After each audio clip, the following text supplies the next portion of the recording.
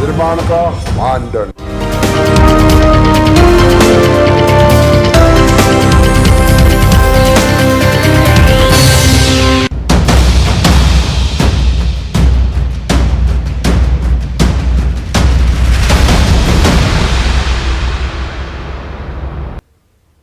नमस्कार, जोहार, झारखंड देख रहे हैं आप और आपके साथ मैं हूं सोनाली सिंह। बुलेटिन की शुरुआत करेंगे बड़ी खबर के साथ और इस वक्त की सबसे बड़ी खबर रांची से सामने आ रही है, जहां पर रांची के रातू में नाबालिग के साथ गैंगरेप की घटना हुई है। पुलिस ने फिलहाल इस मामले में 5 आरोपियों को गिरफ्तार किया है। कार में नाबालिग के साथ गैंगरेप किया गया था। दलादली चौक के पास गैंगरेप की वारदात को अंजाम दिया गया था। युवती को जबरन कार में बैठाकर इस पूरे वारदात को अंजाम दिया गया। तो इस वक्त की बड़ी खबर रांची से, जहां पर एक नाबालिग युवती के साथ गैंगरेप का मामला सामने आया है। फिलहाल पुलिस इस पूरे मामले की जांच में जुट गई है।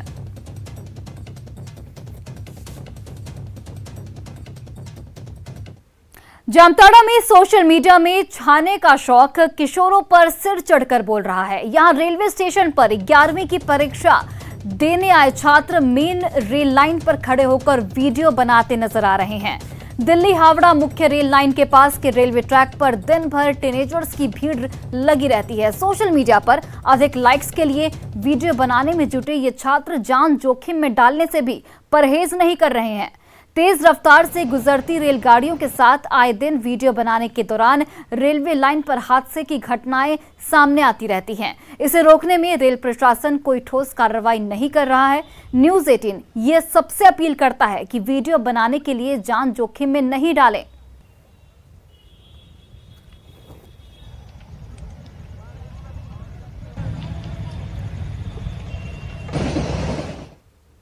और रांची से एनआईए से जुड़ी बड़ी खबर इस वक्त सामने आ रही है, जहां पर केंद्रीय जांच एजेंसी एनआईए की ओर से एक बड़ी कार्रवाई की गई है। अमन साहू गैंग के खिलाफ ये बड़ी कार्रवाई की गई। 11 आरोपियों के खिलाफ आरोप पत्र दायर किया गया है। आर्म्स सप्लाई के मसले से ये पूरा कनेक्शन जुड़ा हुआ है। बीएसएफ जवानों के साथ हथियारों की सप्लाई की बात सामने आई है। अरुण कुमार सिंह, कार्तिक बेहरा पर आरोप पत्र जारी किया गया है। तो ये बड़ी खबर आपको बता रहे हैं, जहां पर अमन साहू गैंग के खिलाफ एनआईए ने एक बड़ी कार्रवाई की। 11 आरोपियों के खिलाफ आरोप पत्र दायर किया गया। आर्म्स सप्लाई के मसले से ये पूरा कनेक्शन जुड़ा है और बीएसएफ जवानों के साथ हथियारों की सप्लाई की बात सामने आई है।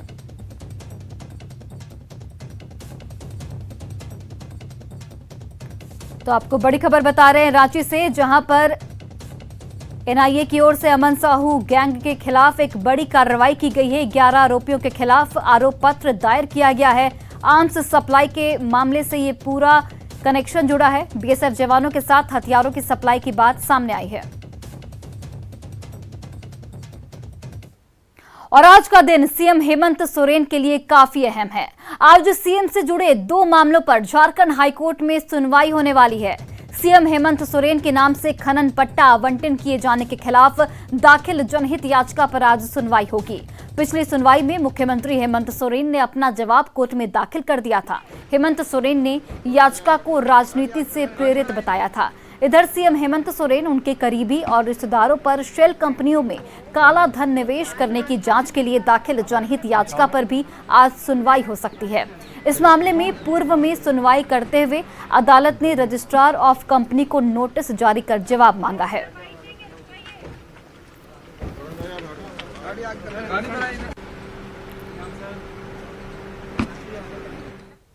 और बड़ी जानकारी आपको दे रहे हैं, पूजा सिंघल से आज भी ईडी की पूछताछ जारी रहेगी। बिल्डर आलोक सरावगी से भी पूछताछ जारी रहेगी। कल आलोक से 8 घंटे पूछताछ की गई थी। आपको बताते चले कि सरावगी ने रुंगटा से जमीन ली थी। तो पूजा सिंघल से आज भी ईडी की पूछताछ जारी रहेगी। बिल्डर आलोक सरावगी से भी पूछताछ होगी। कल आलोक से 8 घंटे तक लंबी पूछताछ चली थी, जिसमें तमाम सवालात किए गए थे। सरावगी ने रुंगटा से जमीन ली थी, इस बात का खुलासा हुआ था। पूजा के निर्देश पर सुमन ने 3 करोड़ दिए थे। पल्स अस्पताल के शेल कंपनियों पर भी दबिश दी गई है ईडी के द्वारा। शेल कंपनियों से जुड़े लोगों से भी लगातार पूछताछ जारी है। तो ये बड़ी खबर, बड़ा अपडेट आपको दे रहे हैं, जिसमें पूजा सिंघल से आज भी ईडी की टीम पूछताछ करेगी। बिल्डर आलोक सरावगी से भी पूछताछ की जाएगी। कल आलोक से 8 घंटे तक लंबी पूछताछ चली थी और इस पूछताछ के दौरान ये खुलासा किया गया था कि सरावगी ने रुंगटा से जमीन ली थी और जमीन के लिए सुमन ने सरावगी को 3 करोड़ रुपए दिए थे। और इस खबर पर ज्यादा जानकारी के साथ हमारे सहयोगी ओम प्रकाश फोन लाइन पर जुड़ गए हैं। ओम प्रकाश, देखिए अब जैसे जैसे जांच की प्रक्रिया आगे बढ़ रही है, कई नए खुलासे सामने आ रहे हैं। अब बिल्डरों के भी नाम सामने आ रहे हैं। इसके अलावा देखिए, जो पल्स अस्पताल के शेल कंपनियों पर भी ईडी की दबिश है और इससे जुड़े लोगों से भी पूछताछ की जाएगी। इन सब चीजों के मद्देनजर पूजा सिंघल की परेशानी आने वाले दिनों में कितनी बढ़ सकती है? जी, बता दें कि पूजा सिंघल की परेशानी जो है वो दिन पर दिन बढ़ती ही जा रही है। देखा जाए तो पहले उन्हें तमाम सबूतों के आधार पर, जो ठोस सबूत थे उसके आधार पर उन्हें गिरफ्तार किया गया। वहीं दूसरी तरफ जो उनसे जुड़े हुए लोग हैं, जो भी उनके सपोर्टिव लोग थे, कहीं ना कहीं उन तक अब ईडी की दबिश जो है वो देखने को मिल रही है। अभी कल ही की अगर बात की जाए तो इसमें जो बिल्डर हैं उनके यहाँ भी छापे पड़े हैं। आलोक सरावगी से पूछताछ भी हुई है, आज भी उनसे पूछताछ होनी है। वहीं दूसरी तरफ अगर बात की जाए तो और भी जगहों पर, अगर खासकर जो दूसरे जगहें हैं उन जगहों पर भी ईडी की दबिश देखने को मिल रही है। तो धीरे धीरे खुलासे हो रहे हैं। कहीं ना कहीं सुमन के टूटने के बाद पूजा सिंघल जो है वो काफी कमजोर पड़ गई, जिसके बाद पूजा सिंघल का भी टूटना जो है वो बदस्तूर जारी है। और उम्मीद की जा रही है कि जल्द ही इस मामले में और भी लोगों के नाम जो हैं वो सामने आएंगे और उन तक भी ईडी की दबिश पहुंचेगी। और हो सकता है कि अगर ठोस एविडेंस उन लोगों के खिलाफ भी मिले तो उन पर भी कार्रवाई की जाएगी। तो जाहिर तौर पर अगर बात की जाए तो पूजा सिंघल धीरे धीरे जो ईडी के शिकंजे में वो फंसती हुई नजर आ रही हैं। जी बिल्कुल, चलिए ओम प्रकाश, बहुत बहुत धन्यवाद तमाम जानकारियों के लिए। और आइए, इस पूजा सिंघल से ईडी की पूछताछ लगातार जारी है। हर दिन नए खुलासे सामने आ रहे हैं, चाहे वो जब्त नकद राशि से जुड़े मामलों की करें या फिर पल्स अस्पताल में निर्माण खर्च की गई राशि की करें। सीए सुमन कुमार ने अब समय के साथ अपना मुंह खोलना शुरू कर दिया है। ईडी जांच को लेकर क्या है अपडेट, ये बता रहे हैं न्यूज 18 से हमारे संवाददाता अविनाश कुमार। पूजा सिंघल मामले में हर दिन नए खुलासे हो रहे हैं। ईडी दफ्तर में पूजा सिंघल से पूछताछ हो रही है, सीए सुमन कुमार से पूछताछ हो रही है, सरावगी ब्रदर्स से पूछताछ शुरू हो गई है। और अगर हम देखें तो नए खुलासों से कई राज भी खुल रहे हैं। एक राज तो ये कि जिस तरह से सीए सुमन कुमार ने अब ये कह दिया है कि जो पैसे, जो नकद उनके पास से बरामद किए गए हैं उसमें पूजा सिंघल के भी पैसे हैं। दूसरा, अगर हम पल्स हॉस्पिटल की बात करें तो इस पूरे जांच के क्रम में पल्स हॉस्पिटल एक केंद्र बिंदु बना हुआ है, जिसके निर्माण से लेकर उस निर्माण में जिस राशि को खर्च किया गया है उसमें किसकी किसकी हिस्सेदारी है, किसकी भागीदारी है, इसको लेकर जांच हो रहे हैं। दूसरी तरफ अगर हम देखें तो जिस तरह से ईडी पूछताछ कर रही है उस पूछताछ में कुछ नए लोगों के नाम भी जुड़ने की संभावना है। मैं इसलिए ये कह रहा हूं कि सुमन कुमार ने जिस तरह से कहा है कि जो पैसे जब्त हुए हैं उसमें मैडम के भी पैसे हैं, मतलब ये साफ है कि बहुत सारे और भी ऐसे लोग हैं जो इस तार के साथ, इस सिंडिकेट के साथ जुड़े हुए हैं और समय के साथ एक एक कर चुकी। अभी 16 मई तक ये पूछताछ जारी रहेगी, इसलिए हर दिन कोई ना कोई नया खुलासा जरूर होगा। जैसा कि एक खुलासा हुआ कि जो पैसे जब्त हुए हैं उसमें से नकली नोट भी हैं, 4700 के करीब ये नोट हैं। पंजाब नेशनल बैंक जो मेन रोड में जिसकी शाखा है वहाँ रात को वहाँ रखा गया था। तो ये बहुत सारी चीजें धीरे धीरे परत दर परत खुलनी शुरू हो गई हैं। लेकिन ये देखना होगा कि पूजा सिंघल के जो पति हैं अभिषेक झा, उनसे इस वक्त लगातार सिर्फ पूछताछ ही हो रही है। क्या उनकी गिरफ्तारी होती है, क्या और कुछ नए नाम के जो जुड़ेंगे उनकी भी गिरफ्तारी की जाएगी, और ऐसे तमाम गिरफ्तारी से कितने तरह के राज खुलेंगे और क्या ये पैसा, ये खेल सिर्फ 19 करोड़ 31 लाख तक ही है या इससे ऊपर तक भी जाएगा। कैमरा पर्सन संत के साथ अविनाश कुमार, न्यूज 18 रांची। 6 मई को झारखंड में छापेमारी के दौरान 19 करोड़ 31 लाख रुपए जब्त किए गए। लेकिन क्या ये असली नोट थे? क्या सीए सुमन के घर से नकली नोटों का कारोबार भी फल फूल रहा था? सवाल इसलिए क्योंकि रांची में पंजाब नेशनल बैंक के मुख्य ब्रांच ने बहुत बड़ा खुलासा किया है। पीएनबी ने जब इन नोटों की गिनती शुरू की तो कई फेक करेंसी मिली है। इस रिपोर्ट को देखिए।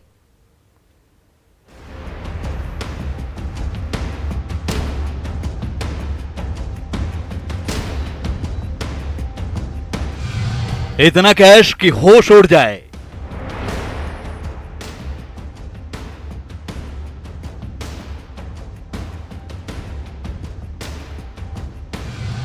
इतने नोट की आंखें चौंधिया जाए।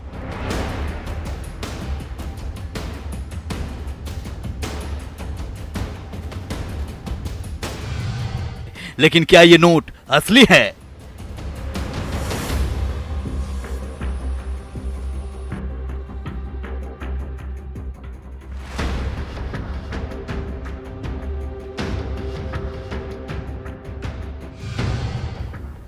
सबसे पहले नोटों की इन गड्डियों को देखिए। 10, 20, 50, 100 की बात ही मत करिए, यहां सिर्फ 500 की गड्डियां पड़ी हैं। जिंदगी में एक साथ इतने नोट शायद ही आप देखे होंगे। 6 मई को ईडी के रेड में जब नोटों के इस जखीरे का पता चला तो पूरा हिंदुस्तान हैरान रह गया।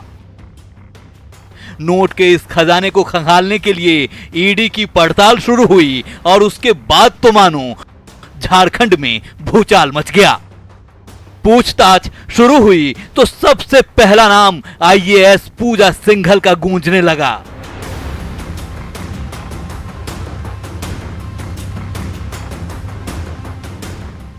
दो दिन के पूछताछ में ही गिरफ्तार कर लिया गया। लेकिन अभी एक और रिमांड पर पूजा से पूछताछ चल रही थी तो दूसरी ओर सीए सुमन कुमार सिंह जब्त 19 करोड़ से ज्यादा की नोट को अपनाने से इनकार करने लगा।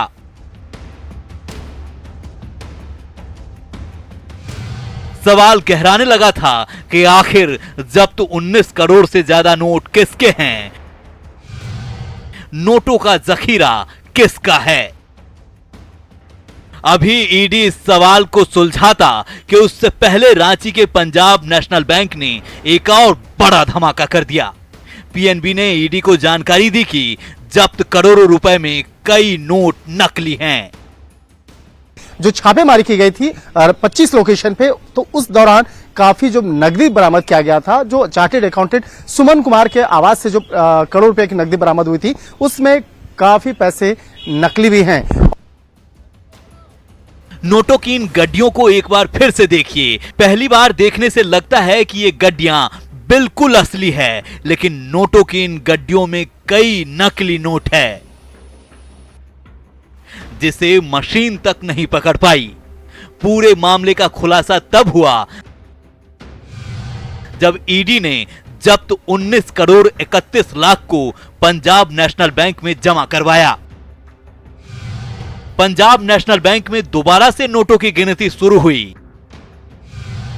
पीएनबी के मुख्य ब्रांच में नकली नोट देख कर्मचारी दंग रह गए। कुछ नोटों की गिनती में ही 5000 नोट नकली मिले, जिसके बाद पीएनबी ने ईडी को नकली नोट की जानकारी दी। पीएनबी अब एक एक नोट को बारीकी से जांच रहा है और अभी तक जो जानकारी मिली है तो इसमें तकरीबन 5000 रुपए तक का जो नोट है, अलग अलग नोट जो है वो अभी तक नकली प्राप्त हुआ है। नोटों की जालसाजी व्यक्तिगत अपराध नहीं है, बल्कि ये देश के विरुद्ध अपराध है। अब तो फेक करेंसी की जांच का भी दायरा बढ़ सकता है। किस मामले से जुड़े हुए तमाम कनेक्शन को अलग अलग एंगल से तफ्तीश किया जा रहा है। वीडियो जर्नलिस्ट जगदीश उत्प्रेती के साथ शंकर आनंद, न्यूज 18 ईडी मुख्यालय दिल्ली। और जैक के पेपर लीक मामले का सीआईडी ने खुलासा कर दिया। इस मामले में सीआईडी की साइबर थाना रांची ने एक युवक को गिरफ्तार किया है। आरोपी विनय उत्पल बोकारो के पाथुरिया का रहने वाला है और यूट्यूब सहित कई सोशल साइट्स पर चैनल और ग्रुप चलाता है। आरोपी विनय उत्पल ने 9 मई को होने वाली 11वीं के मैथ्स का पेपर 8 मई को अपने यूट्यूब चैनल के माध्यम से लीक कर दिया था। आरोपी के पास से पेपर लीक मामले में प्रयुक्त मोबाइल, लैपटॉप और अन्य उपकरण भी बरामद किए गए हैं। हालांकि इस युवक के पास पेपर कहां से आया था, इसकी जांच अभी लगातार जारी है। में ये बात सामने आई है कि ये बहुत इंस्टाग्राम, यूट्यूब चैनल और टेलीग्राम सब में अपना चैनल चलाता है और उसमें अपना पॉपुलैरिटी गेन करने के लिए इसको कहीं से पेपर मिला है, तो हमने उस पेपर को ये लीक किया था जिसमें इनका बहुत पॉपुलैरिटी हुआ है। और देखिए, झारखंड में पहले चरण का पंचायत चुनाव 14 मई को होना है। चुनाव को लेकर सभी तैयारियां पूरी कर ली गई हैं। राज्य के 21 जिलों के 72 प्रखंड में पहले चरण का मतदान होगा। पहले चरण में 16,757 पदों के लिए मतदान होना है। पंचायत चुनाव के पहले चरण को लेकर जानकारी दे रहे हैं हमारे सहयोगी अविनाश कुमार। झारखंड में पहले चरण का पंचायत चुनाव 14 मई को होना है। 21 जिलों के 72 प्रखंड में मतदान होंगे और इस मतदान में भाग लेने के लिए, चुनाव कराने के लिए जो पोलिंग पार्टी है वो रांची के मोरहाबादी मैदान से निकलनी शुरू हो गई है। रांची जिले के 4 प्रखंड में पहले चरण में मतदान होना है। वो राहे की बात करें, सोनाहातू की बात करें, तमाड़ की बात करें, बुंडू की बात करें, इस 4 प्रखंड में पहले चरण का मतदान होगा। और इसके लिए ये जो गाड़ियों का काफिला आप देख रहे हैं, तकरीबन 150 के करीब छोटी गाड़ियां हैं और 50 के करीब बड़ी गाड़ियां हैं।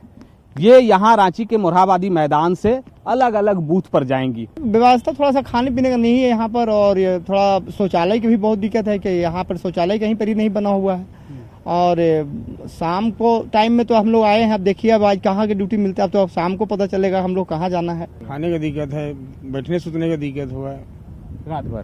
तो पैसा तो मिलता है ना इसके लिए कि पैसा अब क्या मिलेगा अभी कैसे पता चलेगा। तो अगर व्यवस्था यहाँ पर नहीं हो तो आप पानी पीने की बात करें, खाने की बात करें, कैसे ये मुमकिन है कि लोग यहाँ कुछ घंटे बिता सकें। कैमरा पर्सन संत के साथ अविनाश कुमार, न्यूज़ 18 रांची। और देखिए, झारखंड में राज्यसभा की 2 सीट पर 10 जून को होने वाले चुनाव को लेकर सत्ताधारी दल और विपक्ष दोनों ने जीत का दावा किया है। जेएमएम पहले सीट के लिए अपनी पार्टी से उम्मीदवार के नाम का ऐलान करेगा, जबकि दूसरी वरीयता के लिए कांग्रेस के उम्मीदवार के नाम का ऐलान किया जाएगा। यानी जेएमएम इस बार भी कांग्रेस को पहली वरीयता की सीट नहीं देने जा रही है, जबकि बीजेपी का दावा है कि वो दोनों सीट जीतेंगे।